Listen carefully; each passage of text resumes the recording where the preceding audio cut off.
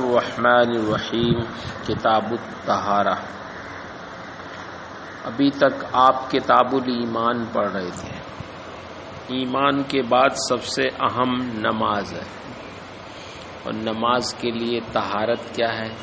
شرط۔ اس لیے طہارت کو انہوں نے نماز کے لیے ضروری ہونے کی وجہ سے مقدم کیا۔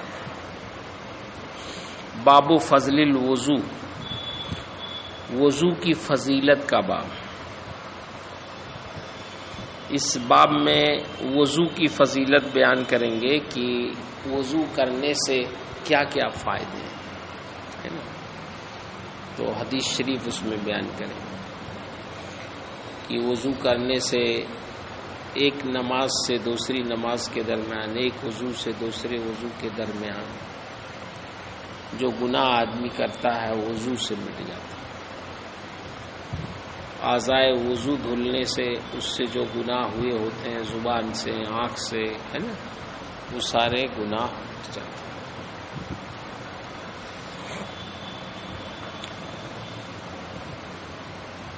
ابو مالک اشعری سے مروی ہے، فرماتے ہیں کہ رسول اللہ صلی اللہ علیہ وسلم نے ارشاد فرمایا کہ طہارت نصف ایمان ہے۔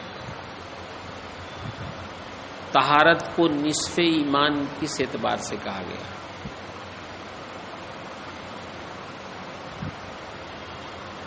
بعض لوگوں نے یہ کہا کہ نصف ایمان اس اعتبار سے ہے کہ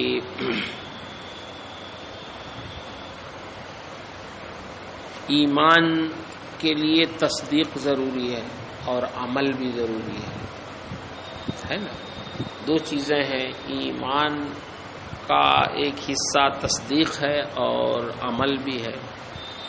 تو عمل کے لیے طہارت ضروری ہے۔ نماز ہے تو اس کے لیے طہارت ضروری ہے۔ تو گویا یہ ایمان کا ایک نصف حصہ ہوا۔ ایمان سے مراد وہ تصدیق قلبی نہیں، ایمان سے مراد مومن کا ایمان۔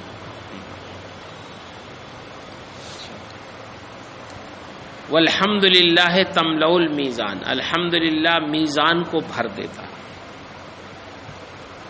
ترازو جو قیامت میں اللہ قائم کرے گا، الحمدللہ یہ کسی نے کہا تو وہ میزان کو بھر دیتا۔ سبحان اللہ والحمدللہ تملأان او تملأ، دونوں میں شک، ما بین السماء والارض۔ اور اگر کسی نے سبحان اللہ الحمدللہ پڑھا تو وہ آسمان و زمین کے درمیان کی چیزوں کو بھر دے۔ والصلاۃ نور، نماز نور ہے، روشنی ہے نا؟ نور کا مطلب یہ ہوا کہ بعض لوگوں نے کہا روشنی ہے، جو لوگ نماز پڑھتے ہیں ان کے چہرے روشن ہو جائیں۔ بعض محدثین اس کی تعبیر یہ کرتے ہیں کہ قبر کے لیے، حشر کے لیے نماز روشنی۔ بعض لوگ یہ کہتے ہیں کہ نماز نور ہے اس اعتبار سے کہ نماز کے بارے میں آیا ان الصلاۃ تنہی عن الفحشاء والمنکر، کہ نماز بے حیائی اور برائیوں سے روکتی ہے۔ تو نور ہے اس لیے روکتی ہے، نہیں سمجھے؟ آدمی کوئی غلطی جب کرنا چاہتا ہے، کوئی گناہ کا کام کرنا چاہتا ہے تو کیا تلاشتا ہے؟ تاریکی تلاشتا ہے۔ چوری کرنا ہوتا تو تاریکی، بدکرداری کرنا ہوتا تاریکی، تنہائی، کہیں اجالے میں نہیں آدمی کرنا چاہتا کہ ابھی لوگ پہچان لیں گے اس کو۔ تو گناہ کے لیے تاریکی کی ضرورت پڑتی ہے، اور نماز نور ہے، اس کا مطلب کیا ہوا کہ نماز اگر کوئی شخص پڑھے گا تو اس کے اجالے میں پھر وہ برائیوں سے کیا ہو جائے گا؟ بچ جائے گا، گویا وہ تاریکی سے نکل جائے گا، گناہ کی تاریکی سے نکل جائے گا۔ والصدقۃ برہان، صدقہ برہان ہے، دلیل ہے۔ صدقہ دلیل کیسے ہے؟ کہتے ہیں اس لیے کہ جب آپ کسی مال کو صدقہ کریں گے، اللہ کی راہ میں دیں گے، تو قیامت میں وہ مال خود آپ کے صدقے پر دلیل ہوگا، وہ مال خود گواہی دے گا کہ مجھ کو اس نے صدقے میں دیا۔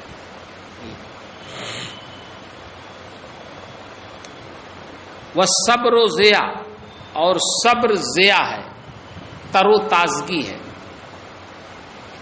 صبر ایک ہوتا ہے صبر علی المصیبہ، صبر علی الطاعہ، صبر علی المعصیہ، پڑھے ہیں؟ صبر کی 3 قسمیں جی۔ صبر علی المصیبت کا مطلب وہی جو عام طور سے صبر بولتے ہیں، کوئی مصیبت نازل ہو جائے، مالی، جسمانی، بدنی، اولاد کی، ہے نا، تجارت کی، کسی طرح کی، تو ان مصیبتوں پر آدمی صبر کر لے تو اس کو کہتے ہیں صبر علی المصیبت، جزا فضا نہ کرے، بے صبری کا مظاہرہ۔ ایک ہے صبر علی الطاعہ، طاعات پر صبر، مثلا ٹھنڈیوں میں نماز کے لیے اٹھنا گرا گزرتا، وضو کرنا گرا گزرتا، غسل کرنا گرا گزرتا، مسجد کی طرف جانا گرا گزرتا، روزہ رکھنے میں بھوک پیاس لگتی ہے، زکوٰۃ دینے میں دل کہتا ہے کہ بڑا مال نکل جا رہا ہے، بڑی مشکل سے کمایا تھا، کہاں چلا جا رہا ہے، خراب لگتا ہے۔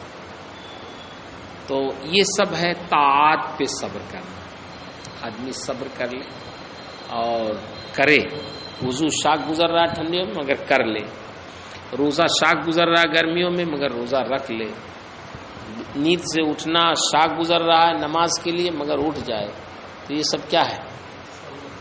صبر علی الطاعہ۔ صبر عن المعصیہ، صبر عن المعصیت کیا ہے؟ طبیعت چاہ رہی کہ رمضان ہے کھائیں پئیں مگر صبر کرے، معصیت نہ کرے، معصیت پر صبر کرے۔ آدمی کی طبیعت چاہتی ہے اپنے مزاج کے مطابق رہے، جہاں چاہے جائے، جہاں چاہے رہے، جس کے ساتھ چاہے رہے، جو چاہے سنے، جو چاہے کھائے پیے، جو گناہ چاہے کرے۔ نفس تو یہی نہ چاہتا، اس کو اس میں اچھا لگتا، لیکن آدمی اس پہ صبر کر لیتا، گناہ کے قریب ہے، گناہ کر سکتا ہے، اسباب بھی مہیا ہے لیکن نہیں کر رہا، یہ کیا ہے؟ صبر عن المعصیت۔ اللہ کا خوف دل میں رہے کہ بھئی یہ گناہ ہے، مجھے بچنا ہے، دل کہہ رہا ہے، نفس کہہ رہا ہے، لیکن پھر بھی وہ صبر کر رہا ہے۔ تو چاہے جو بھی صبر ہو، چاہے صبر علی الطاعہ ہو، صبر عن المعصیہ ہو، صبر علی المصیبہ ہو، یہ سارے صبر کیا ہیں؟ ضیاء ہے۔ اگر آدمی صبر کر لیتا ہے تو پھر وہ ہمیشہ کیا رہتا ہے؟ دنیا میں بھی اور آخرت میں بھی تر و تازہ رہتا ہے۔ والقرآن حجۃ لک او علیک، قرآن تمہارے لیے یا تمہارے خلاف، تمہارے فائدے کے لیے یا تمہارے خلاف کیا حجت؟ بھئی قرآن اگر آپ تلاوت کریں گے، اس پر عمل کریں گے تو حجۃ لک، آپ کے لیے وہ کیا بنے؟ دلیل۔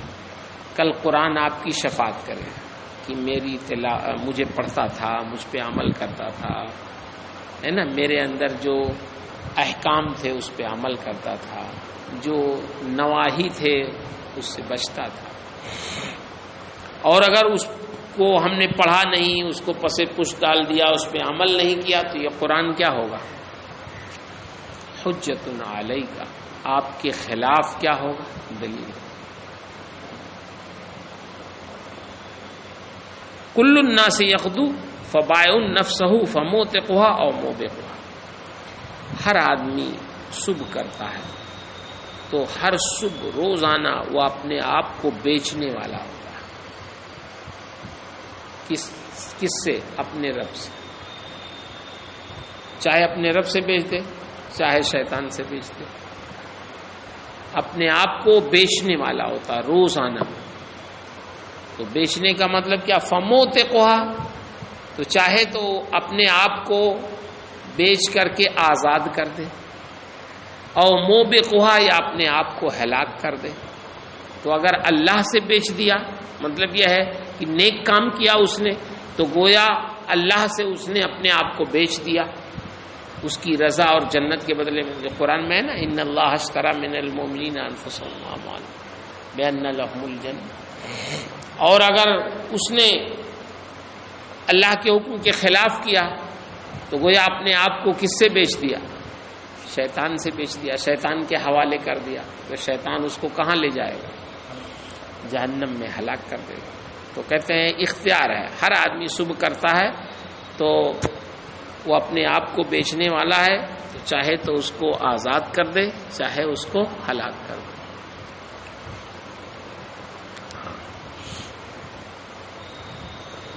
تو یہاں اس حدیث میں اصل وہی پہلا لفظ ہے، الطہور شطر الایمان، طہارت کیا ہے؟ نصف ایمان۔ باب وجوب الطہارہ للصلاۃ، یہ باب ہے نماز کے لیے طہارت کے وجوب کا، ہے نا؟ نماز کے لیے طہارت، چاہے وہ غسل ہو یا وضو ہو، کیا ہے؟ ضروری ہے۔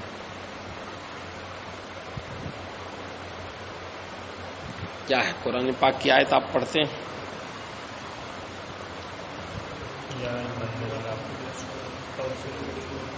اذا قمتم الی الصلاۃ اے اردتم الی الصلاۃ، ہے نا؟ جب نماز پڑھنے کا ارادہ کرو تو تم کیا کرو؟ وضو کرو۔ کیا مطلب اس آیت؟ بولی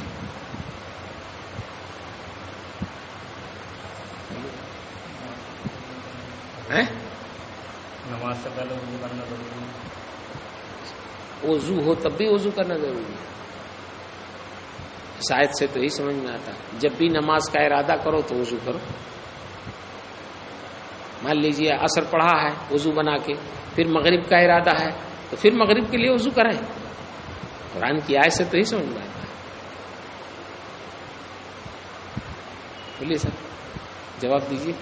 اب تو آپ لوگ فضیلت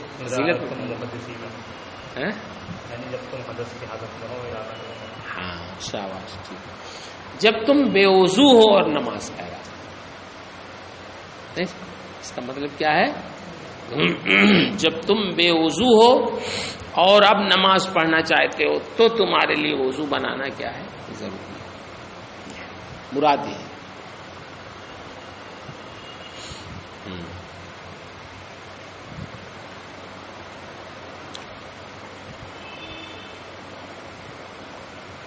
دخل عبداللہ ابن عمر علی ابن عامر یعودہ، ابن عامر یہ بصرہ کے حاکم تھے۔ عبداللہ بن عمر یہ ابن عامر کے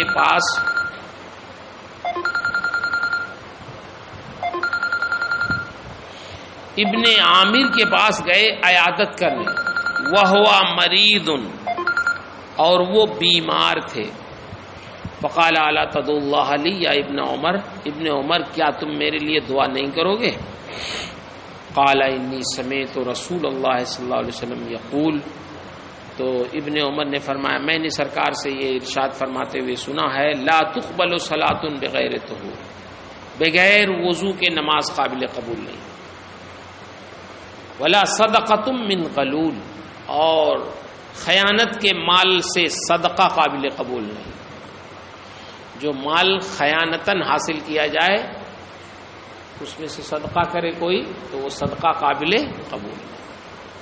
وَكُنْتَ عَلَى الْبَصْرَةِ، اور تم بصرہ کے حاکم تھے، تو ذرا غور کر لو اپنے بات، یہ کہنا ہی چاہتے کہ تم بصرہ کے حاکم تھے، بہت الٹا سیدھا کیا ہوگا، یہ کہنا چاہتے، کسی کا حق مارا ہوگا، کسی سے کچھ لے لیا ہوگا، تو پہلے تم معافی وفی مانگ لو، توبہ کر لو، تب دعا قبول ہوگی۔ کیا دعا کرو تمہاری؟ دیکھیے کیسے لوگ تھے، سامنے کہہ دیتے ہیں۔ ہاں تو اب ابن عمر نے یہ فرمایا کہ سرکار نے فرمایا لا تقبل صلاۃ بغیر، ہے نا، کہ نماز بغیر وضو کے قابل قبول نہیں۔ اس کا مطلب یہ ہوا کہ وضو کیا ہے؟ ضروری ہے نماز، یہ اس باب کی موافقت۔ اچھا، اور کئی سندوں سے یہ حدیث ذکر کی ہے. وقال، نیچے دیکھیے، وقال رسول اللہ صلی اللہ علیہ وسلم لا تقبل صلاۃ احدکم اذا احدث حتی یتوضا. تم میں سے کسی کی نماز قبول نہیں کی جائے گی جب وہ محدث ہو، جب تک وضو نہ بنائے، ہے نا. تو دیکھیے اس حدیث سے بھی اس قرآن کی اس آیت کی تفسیر کی جا سکتی ہے کہ وضو بنانا کب ضروری ہوگا، جب آدمی بے وضو ہوتا. اچھا، حمران، ان حمران مولا عثمان، حضرت عثمان غنی کے غلام تھے حمران. سمجھنا ہے، ان کی روایت بڑی تفصیل سے ذکر کی ہے. حمران نے خبر دیا کہ عثمان بن عفان نے دعا بے وضوء، وضو کا پانی منگوایا، فتوضا، تو وضو کیا، فغسل کفیہ، تو اپنے دونوں ہتھیلیوں کو دھلا 3 بار، ثم مضمض واستنثر، پھر کلی کیا، ناک میں پانی ڈالا، ثم غسل وجهه 3 مرات، پھر اپنا چہرہ 3 بار دھلا، ثم غسل يده اليمنى الى المرفق 3 مرات، پھر اپنے داہنے ہاتھ کو کوہنیوں سمیت 3 بار دھلا، ثم غسل يده اليسرى مثل ذلك، پھر اسی طرح اپنے دوسرے ہاتھ کو بھی دھلا، ثم مسح براسه، پھر اپنے سر کا مسح کیا، ثم غسل رجله اليمنى الى الكعبين، پھر اپنے بائیں داہنے پیر کو دھلا کعبین تک 3 بار، ثم غسل اليسرى مثل ذلك، ثم قال رأيت رسول اللہ صلی اللہ علیہ وسلم، حضرت عثمان نے یہ وضو کیا اس طرح، ان کے غلام کہتے ہیں حضرت عثمان نے اس طرح وضو کیا اور پھر فرمایا رأيت رسول اللہ صلی اللہ علیہ وسلم توضا نحو وضوء ھذا. انہوں نے کہا کہ میں نے رسول اللہ صلی اللہ علیہ وسلم کو دیکھا کہ اسی میرے وضو کی طرح انہوں نے وضو کیا، اسی طرح انہوں نے وضو کیا. پھر فرمایا ثم قال رسول اللہ صلی اللہ علیہ وسلم، پھر سرکار نے وضو کرنے کے بعد ارشاد فرمایا من توضا نحو وضوء ھذا ثم قام فرکع رکعتین، جس نے بھی میرے وضو کی طرح وضو کیا، میرے اس وضو کی طرح وضو کیا، پھر وہ کھڑا ہو گیا، 2 رکعت اس نے پڑھا، نماز پڑھی، لا یحدث فیہما نفسہ، اور اس طرح کی اپنے دل میں کوئی خیال نہیں لایا، یعنی ذہن ادھر ادھر نہیں گیا، ہے نا، خشوع خضوع کے ساتھ نماز پڑھی. غفر لہ ما تقدم من ذنبہ، تو اس کے گزشتہ گناہ معاف کر دیے جائیں گے، یعنی اس کو آپ کہتے ہیں نا تحیۃ الوضو، ہے نا. وکانا علماؤنا، قال ابن شہاب، وکانا علماؤنا یقولون ھذا الوضوء اسبغ ما یتوضأ بہ احد للصلاۃ، اسبغ معنی اکمل، کہ حضرت عثمان نے، ہمارے علماء فرماتے، ابن شہاب کہتے ہیں ہمارے علماء کہتے ہیں کہ یہ وضو وہ کامل وضو ہے جس کو کوئی نماز کے لیے کرے. حضرت عثمان غنی نے بالکل کامل وضو کر کے دکھا دیا.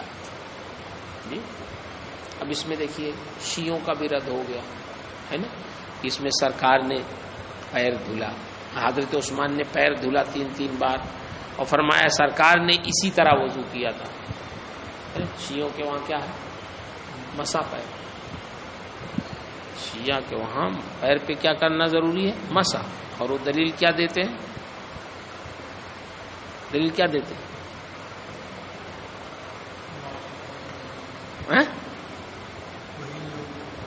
کے بعد میں ہر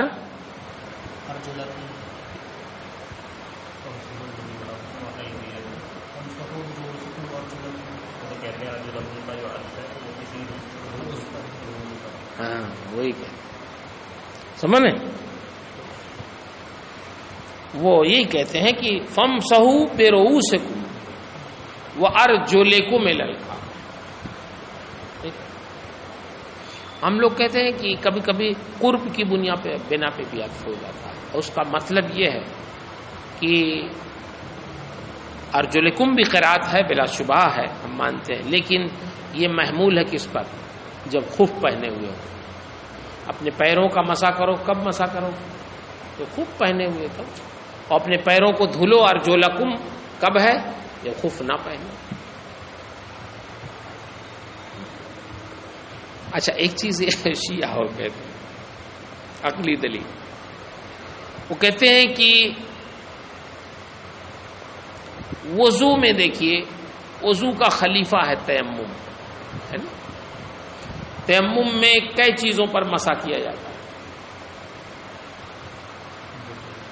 بولیے، ہاتھ اور چہرے پر نا، بس۔ تو وضو میں جس پر غسل ہے، تیمم میں اس پر مسح ہے، اور وضو میں جس پر مسح ہے تیمم میں اس کو چھوڑ دیا جاتا ہے۔ ان کا دیکھیے سر کا مسح ہے تو تیمم میں ہے سر کا مسح نہیں، تو جس پر وضو میں جس پہ غسل ہے اس پہ مسح ہے تیمم، اور سر پہ مسح ہے تو تیمم میں ترک ہے اس کا۔ تو اس کا مطلب یہ ہوا کہ پیر پہ بھی اگر غسل ہوتا تو پیر کا مسح ہوتا تیمم، لیکن نہیں ہے تو اس کا مطلب اس پہ بھی مسح نہیں۔ سمجھتے؟ عقلی دلیل دیتے ہیں۔ ہاں چلیے، ہمیں کہتے ہیں کہ ایک دو نہیں، بہت ساری احادیث ایسی ملتی ہیں جس میں ثابت ہے کہ سرکار نے پیر کو دھلا۔ بخاری میں آپ نے پڑھا ہوگا کتنی حدیث ہے، ویل للعقاب، یہاں بھی آئے گی وہ حدیث کہ ایڑیوں کے لیے ہلاکت ہے، جہنم کی وعید ہے۔ کن جو چمکتی ہے، جو دھلی نہیں ہے، ظاہر بات اگر مسا ہوتا تو کیوں کرتے۔ چلیے،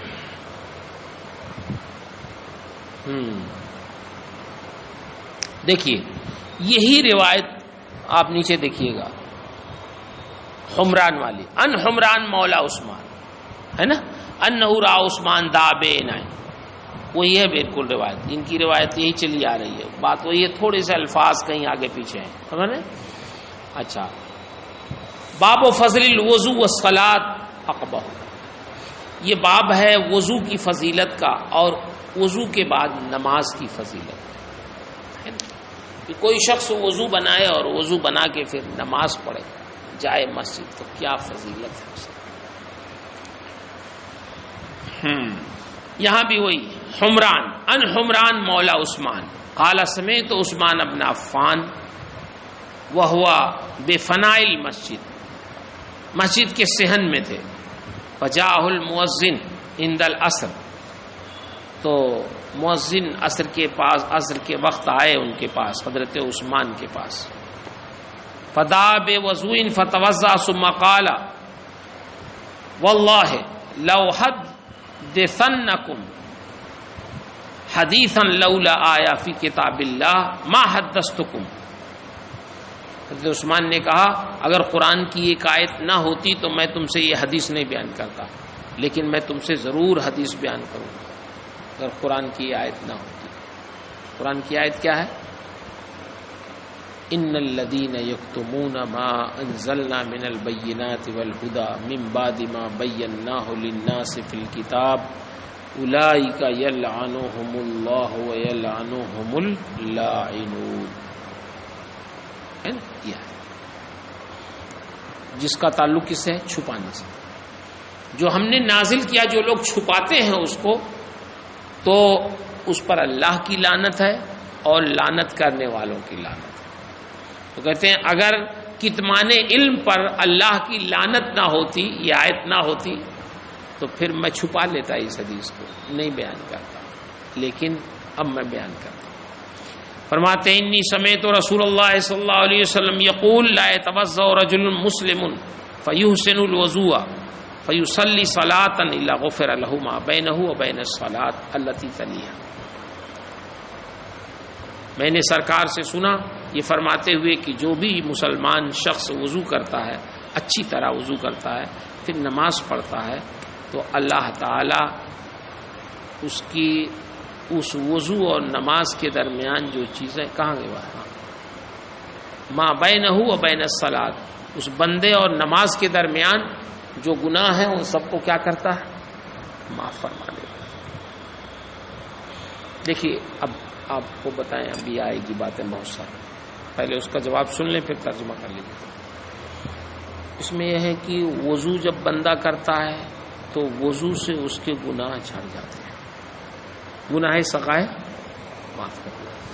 پھر ابھی پڑھ رہے ہیں آپ کہ نماز پڑھ لیتا ہے تو ایک نماز سے دوسرے نماز کے درمیان جو گناہ صغائر ہوتے ہیں وہ کیا ہیں؟ معاف ہو جاتے ہیں۔ پھر ایک حدیث میں ہے کہ جب بندہ جمعہ پڑھتا ہے تو ایک جمعہ سے لے کے دوسرے جمعہ تک کے درمیان جو صغائر ہیں اللہ تعالیٰ ان کو کیا کرتا ہے؟ معاف کر دیتا ہے۔ آپ نے یوم عرفہ کے روزے کے بارے میں پڑھا ہوگا کہ یوم عرفہ کا روزہ 2 سال قبل کے 1 سال قبل 1 سال بعد کے گناہ کو کیا کرتا ہے؟ معاف فرما دیتا ہے نا۔ عاشورہ کا روزہ 1 سال قبل کے گناہ کو معاف فرما دیتا ہے۔ تو کہتے ہیں جب وضو سے بھی معاف ہو جاتے ہیں سب گناہ، تو یہ نماز سے کون سے گناہ معاف ہوں گے؟ نماز سے جب گناہ معاف ہو گئے تو ایک جمعہ سے دوسرے جمعہ تک کیا گناہ معاف ہوں گے؟ اب تو رہی نہیں کہ گناہ صغائر اس کے نہیں سمجھ رہے۔ اسی طرح روزہ رکھ لیا یوم عرفہ کو تو سال بھر کا تو ویسے ہی سب معاف ہو گیا، آگے پیچھے والا سب، تو وہ وضو اور سے کیا معاف ہونا ہے؟ اب کیا گناہ معاف ہوں گے؟ سوال پیدا ہوتا ہے نہیں ہوتا؟ تو اس کا جواب محدثین یہ دیتے ہیں کہ اگر گناہ ہوتے ہیں اس سے پھر تو گناہ معاف ہو جاتے ہیں، نہیں گناہ ہے تو اس کے درجات بلند ہو جاتے ہیں جی، اور گناہ نہیں ہے تو اس سے اس کے کیا ہوتے ہیں؟ درجات۔ یہ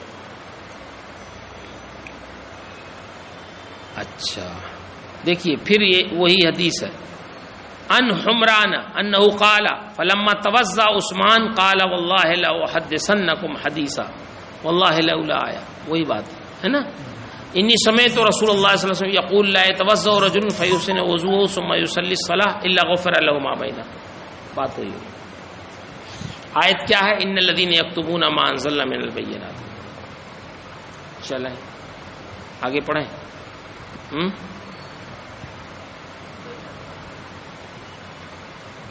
چلیے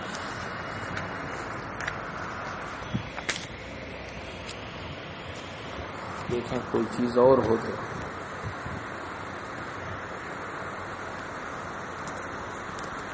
تھوڑا سا دیکھیے۔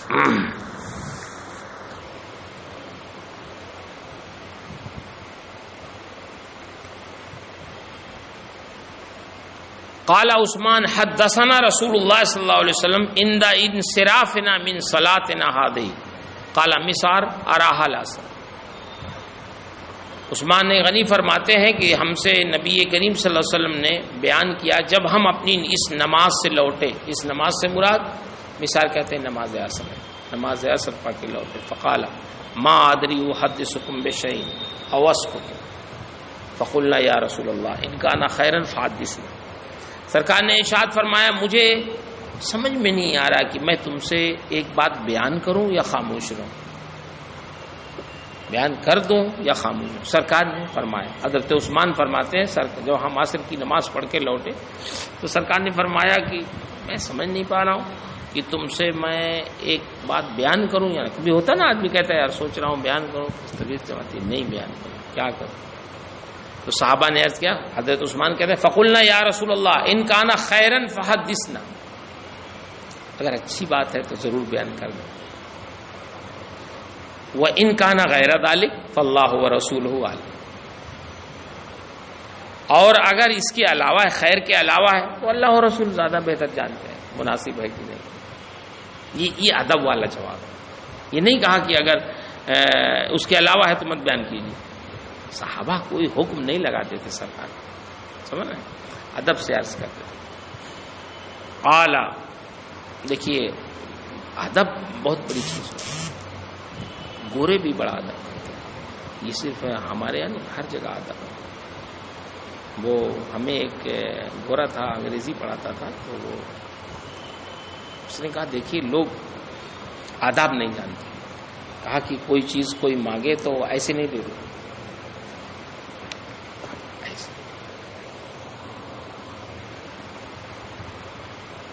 ایسے نہیں گورا سمجھا کہ دینے کا طریقہ کیا ہے، اس میں ادب ہے، پیش کریں ایسے نہیں، اب کچھ لوگ تو پھینک دیتے ہیں۔ دیکھیے بولنے کا انداز کیا، صحابہ کا گفتگو کیسے کی جاتی ہے، یہ سیکھیے۔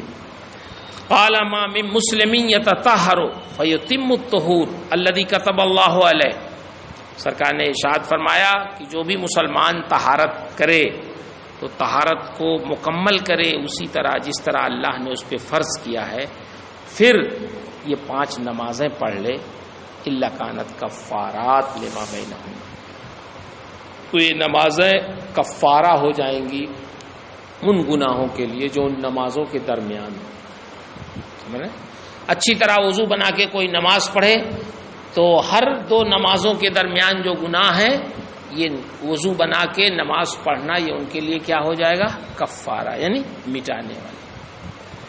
اللہ تعالیٰ نے ہم لوگوں کو کتنے اچھے راستے پہ لگا دیا ہے، بولی کہ کچھ ہوتے بھی ہیں گناہ تو وضو کر کے نماز پڑھتے ہی ہیں، اللہ تعالیٰ گناہ معاف فرما دیتا ہے، نام اعمال پھر سفید ہو جاتا ہے۔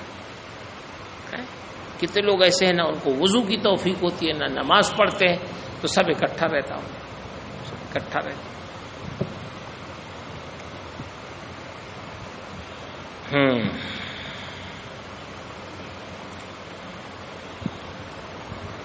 نیچے بھی وہی ہے، سمجھے؟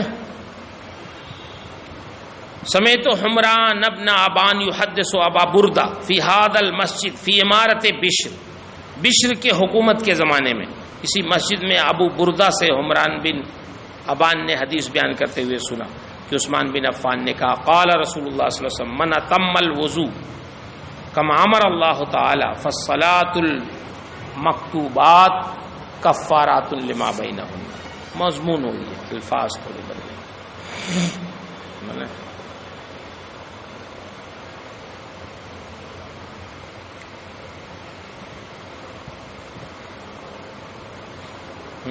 من توضا، یہ ہے قال رأيت رسول اللہ صلی اللہ علیہ وسلم توضا فاحسن الوضوء ثم قال من توضا هكذا ثم خرج الى المسجد لا ينهزه الا الصلاة، جو نماز ہی کے لیے مسجد میں گیا تو اللہ تعالیٰ اس کے گناہ بخش دے، ما خلا من ذنب۔ یہ سب تو آپ نے بخاری میں بھی پڑھا ہوگا ہے نا، من توضا للصلاة فاسبغ الوضوء، کامل طرح سے وضو کیا۔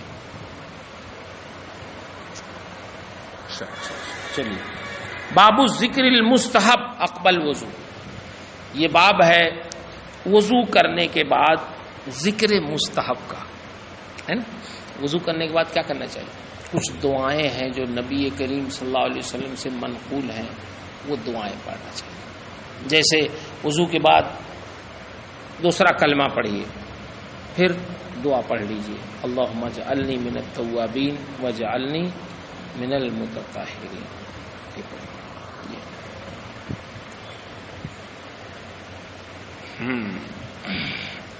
عقبہ بن عامر کی روایت ہے، قال کانت علینا رعایت الابل،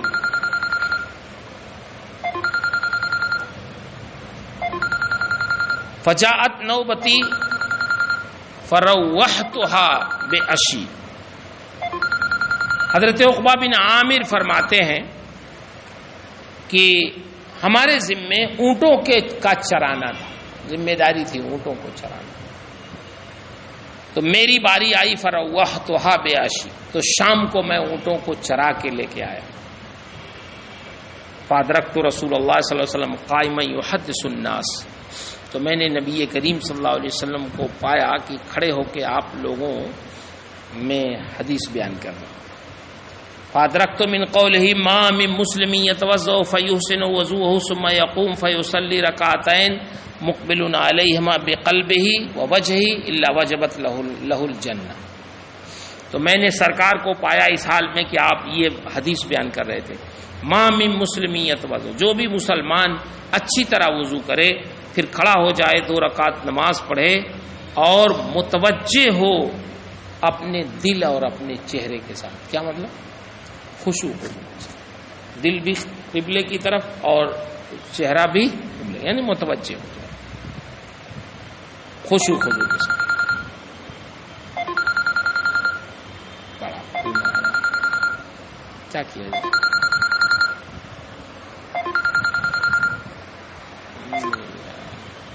پڑھانے نہیں ملے.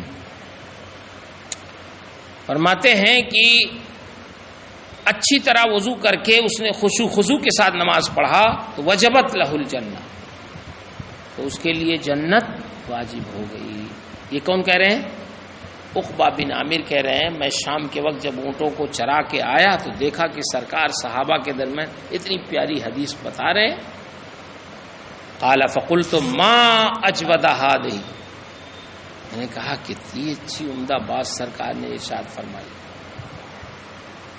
فإذا قائل بین یدی یقول التي قبلها اجود، تو میں نے دیکھا ایک کہنے والے میرے سامنے کہہ رہے تھے اس سے پہلے جو فرمایا اس سے بھی عمدہ بات تھی. انہوں نے کہا سرکار کی یہ حدیث تم نے سنی، اس سے پہلے جو فرمایا وہ تو سنی نہیں تم نے، اس سے بھی اچھی بات تھی. فنظرت فإذا عمر، تو میں نے دیکھا تو کہنے والے قائل کون تھے؟ حضرت عمر تھے جو کہہ رہے تھے. قال انی رأیتک جئت آنفا، حضرت عمر نے کہا میں نے دیکھا تم ابھی آئے ہو. قال ما منکم من احد، تو انہوں نے اب وہ حدیث سنائی جو سرکار نے پہلے بیان کی تھی. ما منکم من احد یتوضأ فیبلغ او فیسبغ الوضوء ثم یقول اشہد ان لا الہ الا اللہ وان محمدا عبدہ ورسولہ الا فتحت لہ ابواب الجنۃ الثمانیہ یدخل من ایہما شاء. حضرت عمر نے کہا کہ سرکار نے ارشاد فرمایا جو شخص بھی کامل وضو کرے پھر کہے اشہد ان لا الہ الا اللہ وان محمدا عبدہ ورسولہ، تو اس کے لیے جنت کے 8 دروازے کھول دیے جاتے ہیں، ان میں سے جس سے بھی وہ چاہے داخل. یہ بڑی پیاری حدیث ہے نا کہ وضو بنانے کے بعد وہ یہ پڑھ لے کلمہ شہادت تو اس کے لیے جنت کے 8 دروازے کھول دیے جاتے ہیں. فرماتے ہیں یہ حضرت عمر نے بتایا کہ سرکار نے اس سے پہلے یہ بیان کیا. اس کا مطلب کیا ہوا کہ وضو بنانے کے بعد شہادتین پڑھنا چاہیے. دوسری حدیث سے وہ بھی ثابت ہے، نیچے بھی وہی حدیث ہے. بابٌ آخر فی صفت الوضو. کتنا ٹائم ہو گیا؟ یہ تو گھبرا رہے ہو اتنی جلدی، کہاں جانا ہے؟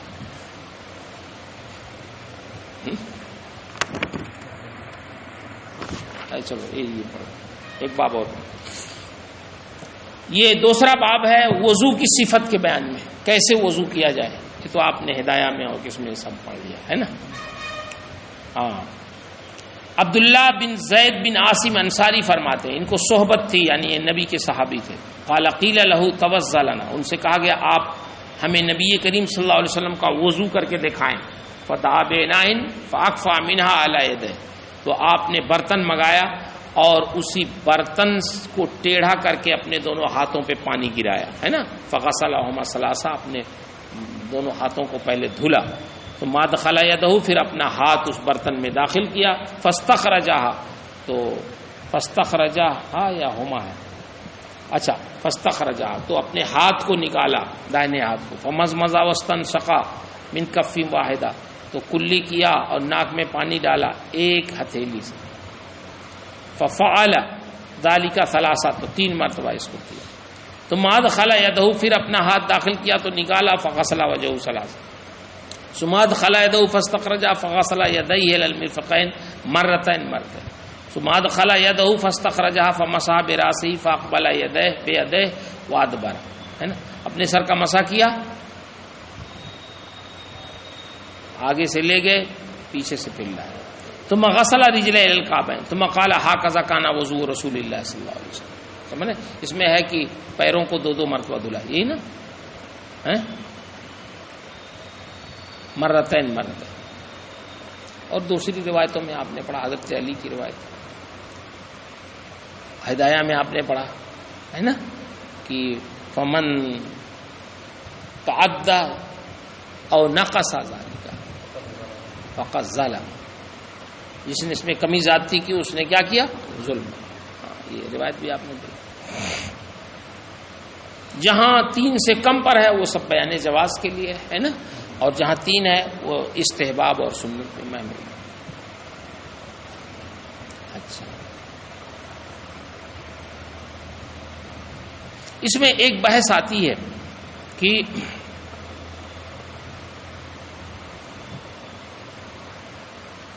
ایک ہتھیلی سے، دیکھیے امام اعظم کے نزدیک، امام احمد کے نزدیک، امام مالک کے نزدیک، سب کے نزدیک یہ ہے کہ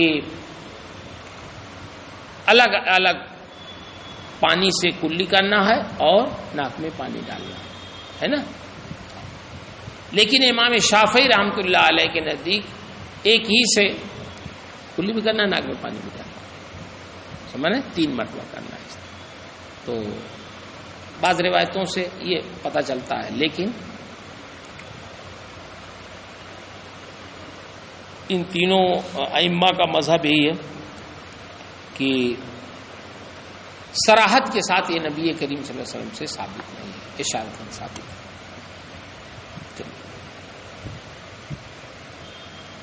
کہاں گئی بات؟ دیکھیے نیچے بھی کیا ہے، توضا فمزمزا ثم استنثر ثم غسل وجهه ثلاثا، ہے نا، اس میں کوئی تفصیل نہیں، غسل وجهه ثلاثا میں ثلاثا آ گیا، لیکن توضا فمزمزا ثم استنثر اب اس میں نہیں ہے۔ تو اب یہ نہیں کہا جا سکتا کہ ایک ہی چلو سے ہے نا، یہ کوئی دلیل نہیں ہے اس میں۔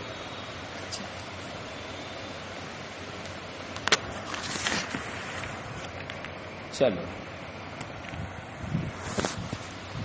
اب کہاں جانا پڑھنے، کہاں جانا؟